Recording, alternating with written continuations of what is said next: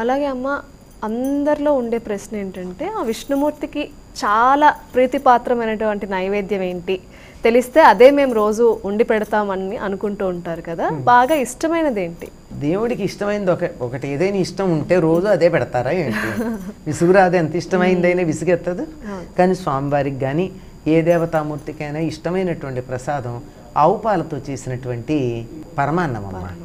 అందులో బెల్లమే వేయాలి, ఆవు పాలు, మిగిలినటువంటివన్నీ మీ ఇష్టం. నెయ్యి, తగినంత నెయ్యి వేయాలి.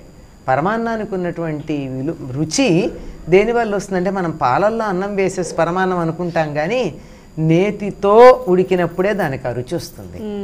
నెయ్యి దాంట్లో మళ్ళీ మిగిలినటువంటివన్నీ వేస్తారు, అన్ని రకాలైనటువంటి సుగంధ ద్రవ్యాలు వేస్తారు.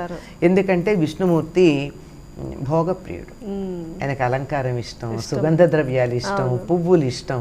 అలాగే ప్రసాదాలు కూడా వైష్ణవాలయాల్లో మనకి చక్కని ప్రసాదాలు దొరుకుతాయి.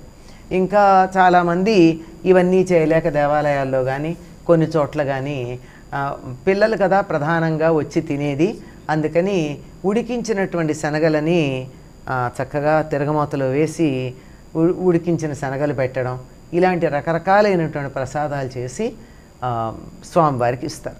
ఏది పెడితే తినడం మా భగవంతుడు, ఆయనకి చాలా ఇష్టం. నివేదన అంటేనే మనని మనం నివేదించుకోవడం.